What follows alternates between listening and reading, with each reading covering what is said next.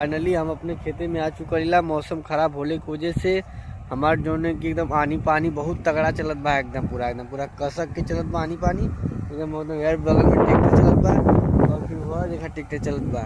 ठीक है, एक ट्रैक्टर वहाँ चलत बा। सब कुछ खेते में हुई जायदाद फसल पड़ल बा और एकदम सब परेशान बा, एकदम बढ़िया से परेशान बा। केहू ऐसा ना कि नहीं ना परेशान बा। हमारे माता जी आवत बोरा लेके अब गोरी करब। गोरी के पहले सबसे पहले अपन बानब, जितना कट लेला उसको बानब। देखत बाड़ा भगवान भी गरजत बाड़ा, डेरवावत बाड़ा। तो पहले इनके हम जब बाहन लो ली, अगर बरस दिया तो फिर भाई उनकर लीला बा, उनकर अपरंपार महिमा बा, कुछ भी कर सके न। तो भैया हो हम यह कहब कि जे जहाँ पा फटाफट अपन लोग जायदाद दिखाओ दो। माँ पूरा एकदम परेशान बाड़ा, ट्रैक्टर चलत ना बा, बानत बाड़ा लोगन एकदम। हमू देखा हमारी खेतवा में एकदम पड़ल बा, खेतवा में से पूरा एकदम छिटा गल बा। ठीक है, देखा वहाँ से पूरा एकदम छिटाल बा पूरा एकदम। तो पहले इनके हम जब बांधल जी। ठीक है, जब पहले इनके बांध लो जी, जब बांधने के बाद जब समय बची तो कटाई हैं, तब इनके पहले काटल जी। काट देखा हम आ गई अपने खेते में और माता जी भी आवत हुई, पूरा एकदम खिंचले आवत है।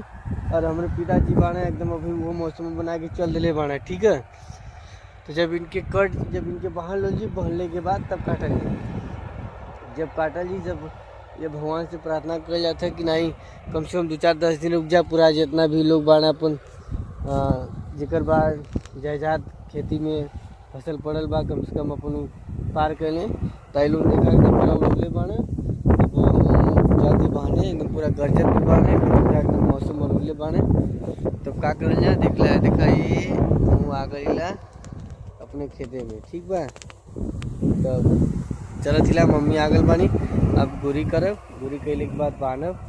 बहुत एकदम जोर में चलत बा। देखा एकदम पूरा एकदम हवा ही स्पीड में पकड़ ले बाड़े कि का बताओ जाए। एकदम देखत बाड़े लोगन।